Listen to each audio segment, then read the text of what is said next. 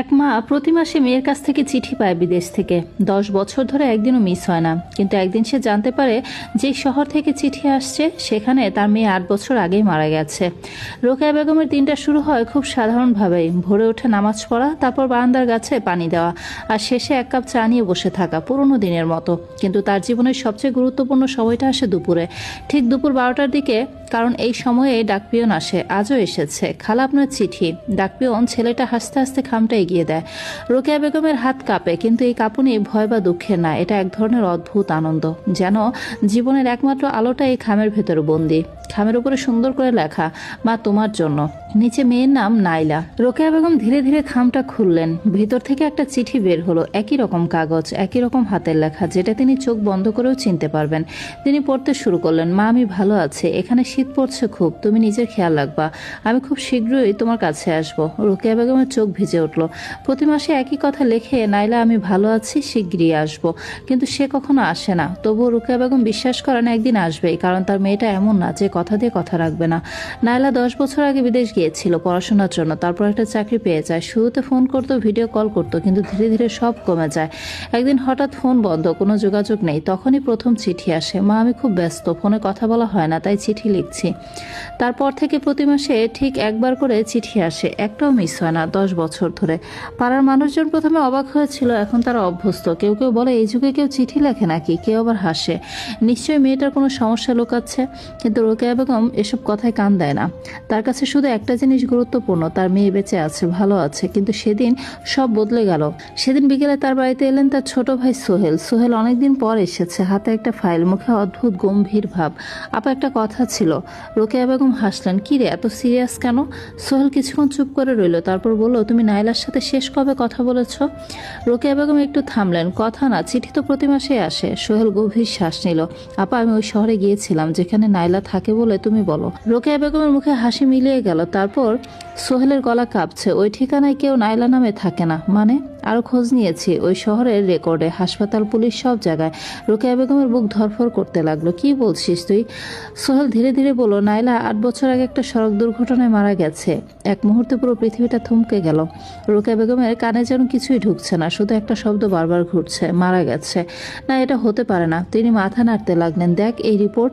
Sohel file খুলে দেখালো, কিছু কাগজ, কিছু ছবি। একটা ছবিতে নাইলার মুখ, চোখ বন্ধ, নিথর। না।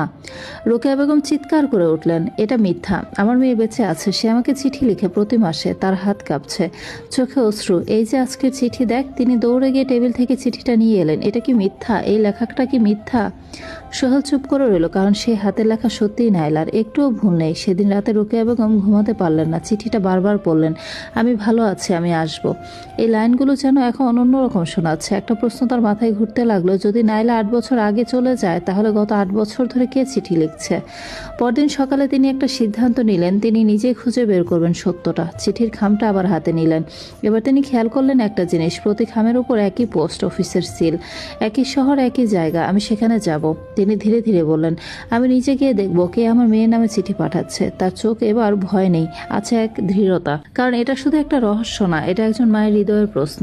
কিন্তু তিনি জানতেন না এই যাত্রা তাকে এমন এক সত্যের সামনে দাঁড় করাবে, যেটা জানার পর হয়তো তিনি আর কখনো আগের মতো থাকতে পারবেন না।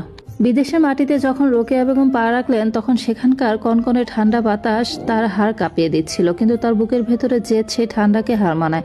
সাথে এসেছে সোহেল। সে বারবার বলছে, আপা শরীরটা খারাপ হবে, হোটেলে চলো। কিন্তু রোকেয়া বেগমের গন্তব্য একটাই, সেই পোস্ট অফিস যেখান থেকে গত 8 বছর ধরে চিঠিগুলো আসছে। পোস্ট অফিসের সিল ধরে তারা পৌঁছালেন শহরের এক নিলিবিলি প্রান্তে। জায়গাটা ছিমছাম, কিন্তু কেমন যেন একটা মন মরা ভাব চারিদিকে। পোস্টমাস্টার একজন বয়স্ক মানুষ, নাম হচ্ছে হেনরি।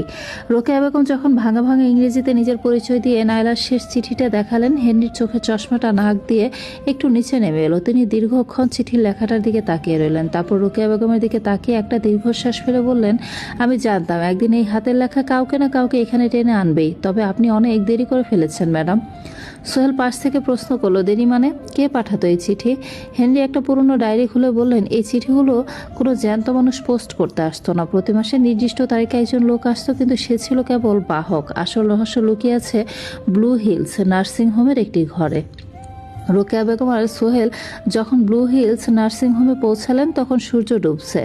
নার্সিংহোমের করিডোরগুলো সাদা আর নিস্তব্ধ। রিসেপশনে নাইলার ছবি দেখাতেই কর্তব্যরত নার্স চমকে উঠলেন। এই মেয়েটি, সে তো 8 বছর আগে হাসপাতালেই মারা গিয়েছিল।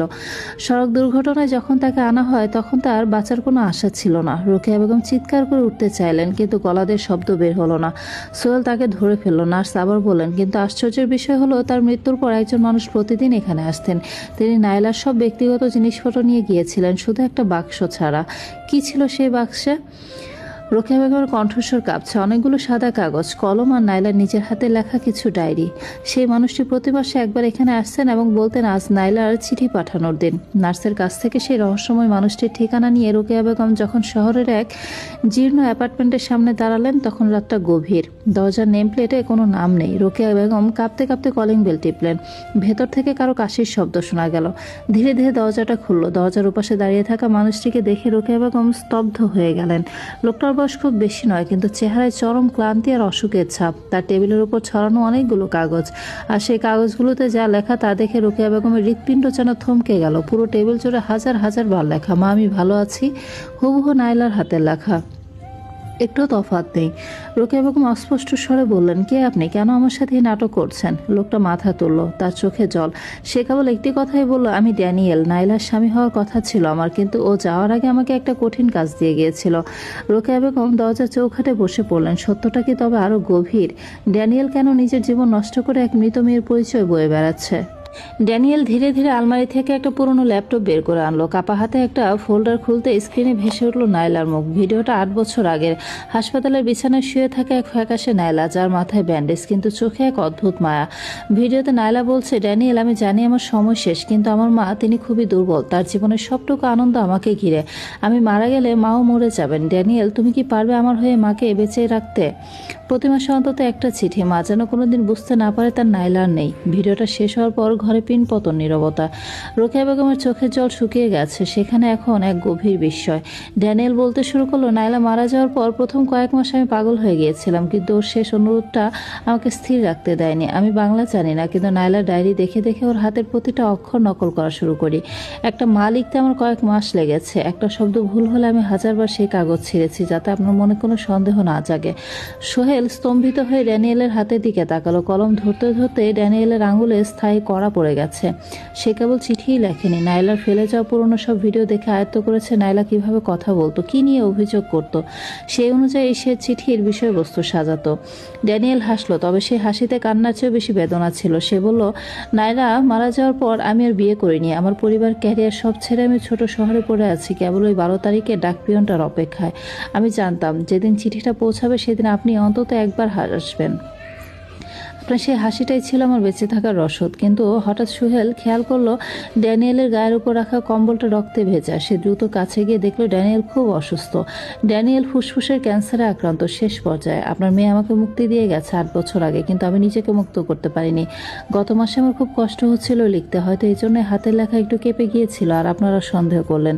ড্যানিয়েল কাঁচতে কাঁচতে কথাগুলো বলল। রোকেয়া বেগম ড্যানিয়েলের শিরে গিয়ে বসলেন।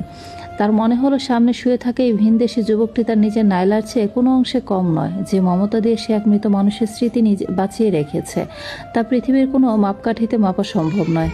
রোকেয়া বেগম ড্যানিয়েলের কপালে হাত রেখে বলেন, কেন করলে বাবা এরকম? নিজের জীবনটা এভাবে শেষ করে দিলে? ড্যানিয়েল আফসা চোখে তাকালো। নাইলা বলতো, ওর মা পৃথিবীর সেরা মা, আমি কেবল সেই মায়ের হাসিটা দেখতে চেয়েছিলাম। সেদিন রাতে রোকেয়া বেগম আর হোস্টেলে ফিরলেন না। তিনি সেই ঘরে বসে রইলেন যেখানে গত 8 বছর ধরে তার মেয়ের ছায়া বেঁচেছিল। কিন্তু মাঝরাতে ড্যানিয়েলের শারীরিক অবস্থার অবনতি হতে শুরু করলো। হাসপাতালে নেওয়ার পথে অ্যাম্বুলেন্সে ড্যানিয়েল রোকেয়া বেগমের হাত শক্ত করে ধরলো। সে অস্পষ্ট স্বরে বলল, মা আগামী মাসে চিঠিটা আমি লিখে রেখেছিলাম, কিন্তু ডাকবাক্সে ফেলা হয়নি, ওটা আপনি নিয়ে যাবেন। রোকেয়া বেগম বুঝলেন এই মানুষটির মৃত্যুর মুখোমুখি দাঁড়িয়েও তার মায়ের হৃদয়ের কথা ভাবছে। তার মনে এক বিচিত্র অনুভূতি খেলা করছে। একদিকে মেয়ের চিরস্থায়ী বিচ্ছেদের শোক, অন্যদিকে এক ভিনদেশি ছেলের অসীম ভালোবাসা।